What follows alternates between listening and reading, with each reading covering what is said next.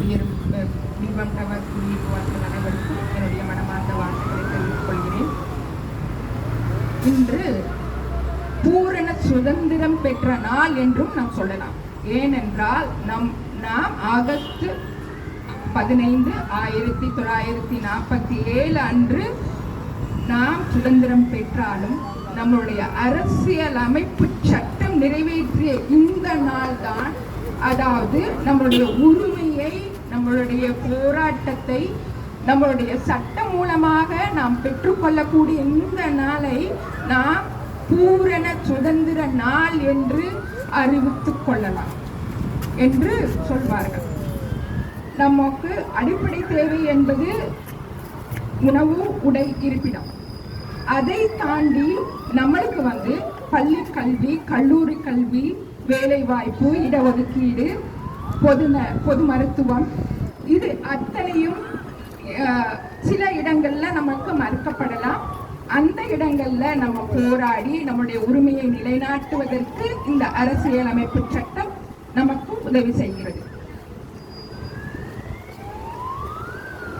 India, தென்னாப்பிரிக்கா என்ற இரண்டு கருப்பு தேசத்தின் தந்தை மகாத்மா காந்தி அண்ணல் அவர்கள்.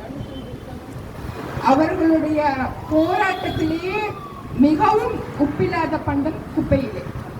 அவருடைய போராட்டத்திலேயே மிகவும் சக்தி வாய்ந்த ஒரு போராட்டம் என்றால் அது உப்பு சத்தியாகிரக போராட்டம். அந்த போராட்டத்துக்கு எல்லாத்துக்குமே சிகரமாக அமைந்தது அந்த போராட்டம் மட்டுமே. இன்றைய நாளாகட்டும், அன்றைய நாளாகட்டும், பல்லக்கு பயணம் என்றால் அது சன்னியாசி, நடைப்பயணம் என்றால் அது காந்திஜி. அதையெல்லாம் நீங்கள் ஒத்துக்கொள்வீர்கள் என்று நினைக்கின்றேன். மேலும் அன்றைய சுதந்திர போராட்டத்துக்கு மக்களுக்கு உணர்ச்சியும் எழுச்சியும் ஊட்டிய ஒரே கடவுச்சொல் வந்தே மாதரம். அது இன்றைய வந்தே பாரத் ரயில் போன்று சுகமானதும் சொகுசானதும் அல்ல என்பதை ஒத்துக்கொள்வீர்கள் என்று நினைக்கிறேன்.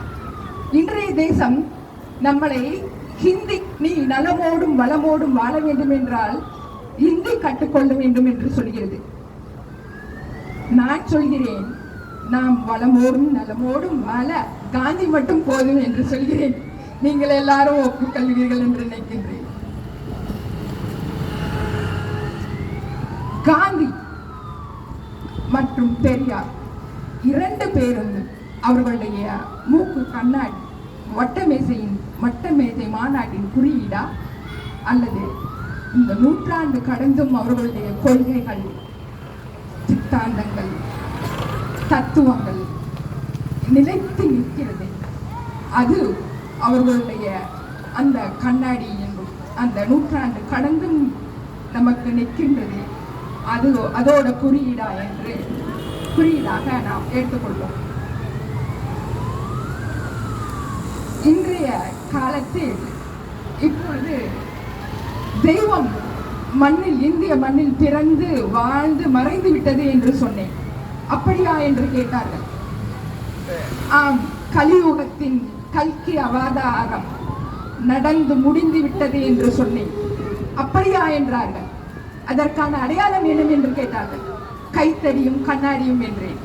அது வேறு யாரும் இல்லை, நமது அண்ணன் காந்தி அவர்களும் நம்முடைய தந்தை பெரியார் அவர்களும். அவர்கள் இருவரும் தீண்டாமை எனும் நரகாசுரனை அழிக்க வந்த பரமாத்மாக்கள். இன்றைய நவீன உலகத்தில் போர் ஆயுதமாக இருப்பது அணு ஆயுதம். அது நகரத்தை துளைத்து மக்களின் மாண்பை, கருணையை கொண்டு கொண்டிருக்கிறது.